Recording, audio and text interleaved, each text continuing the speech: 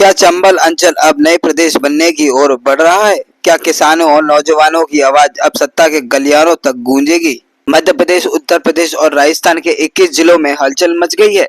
किसान नौजवान मंच के राष्ट्रीय अध्यक्ष और दिमनी के पूर्व विधायक रविंद्र सिंह तोमर ने अब खुलकर चंबल प्रदेश बनाने की मांग रख दी है। प्रेस वार्ता के दौरान रविंद्र सिंह तोमर ने कहा कि चंबल, सिंध और यमुना नदी के किनारे बसे इन जिलों का सही विकास तभी संभव है जब इन्हें मिलकर नया चंबल प्रदेश बनाया जाए। उनका कहना है कि इस क्षेत्र में उद्योग लगाएं, युवाओं को रोजगार मिलेगा और किसानों को भी राहत मिलेगी। इतना ही नहीं, कर्मचारियों की पुरानी पेंशन योजना लागू करने की मांग भी की गई है। गायों और किसानों की समस्याओं को ध्यान में रखते हुए गौ अभयारण्य बनाने का प्रस्ताव भी सामने रखा गया है। 4 मई को भिंड जिले के पूप कस्बे में भरत मिलाप और जन जागरण महापंचायत का आयोजन होगा। किसान नौजवान मंच का दावा है कि इसमें हजारों लोग जुटेंगे और चंबल प्रदेश के सपने को नई ताकत देंगे। तो क्या अब चंबल के किसान और युवा मिलकर इतिहास रचने जा रहे हैं?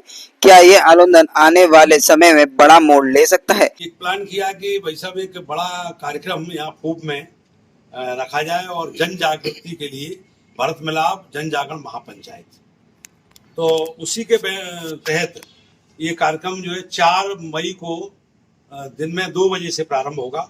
महापंचायत के रूप में जन जागरण महापंचायत, भरत मिलाप, तीनों राज्यों का सामूहिक एक आंदोलन है ये। उसमें चंबल प्रदेश बनाने की मांग है। चंबल प्रदेश के इस रूप में कि हमारे 7 जिले उसमें यूपी के, 7 जिले एमपी के और 7 जिले राजस्थान के, इन जिलों को मिलाकर के एक राज्य का रूप दिया जाए। छोटे छोटे राज्यों से विकास संभव होता है। उदाहरण के तौर पे उत्तराखंड राज्य बन गया 13 जिलों पे, तो वहां डेवलपमेंट हो गया। 15 जिलों पे झारखंड राज्य बन गया, तो वहां डेवलपमेंट हो गया। 23 जिलों पे छत्तीसगढ़ राज्य बन गया, वहां डेवलपमेंट हो गया। हमारे ये 21 जिले अगर हम मिलाते हैं तो इसमें 6 करोड़ की आबादी होती है। उसमें उत्तर प्रदेश का ललितपुर, झांसी, जालौन, औरैया, इटावा, आगरा और फिरोजाबाद।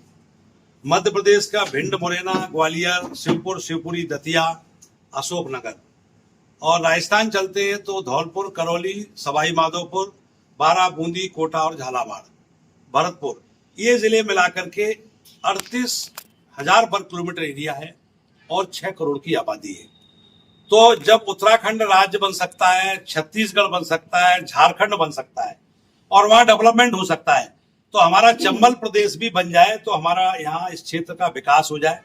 और रोजगार के सृजन के लिए मैं चाहता हूं कि एनजीटी की रिपोर्ट है कि दिल्ली से 250 किलोमीटर के बाद इंडस्ट्री आनी चाहिए।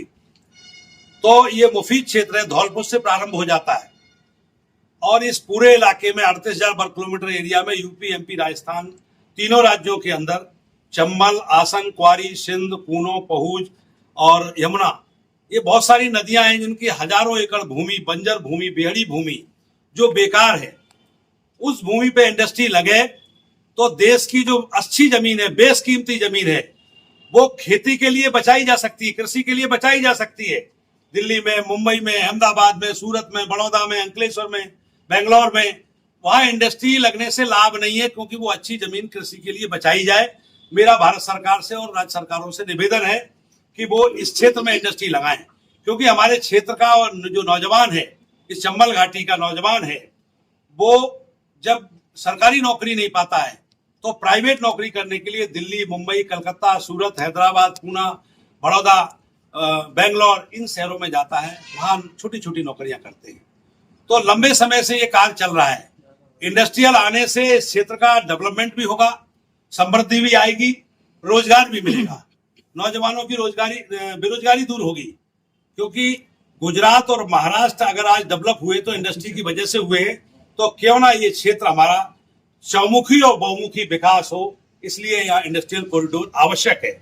तात्कालिक फायदे के लिए प्राकृतिक संपदा के रूप में हमारे पास चंबल और यमुना का रेत है, उसको बैन कर रखा है सरकार ने। हम चाहते हैं, ये संगठन हमारा आवाज उठा रहा है, पूरे चंबल घाटी के लोग आवाज लगा रहे हैं।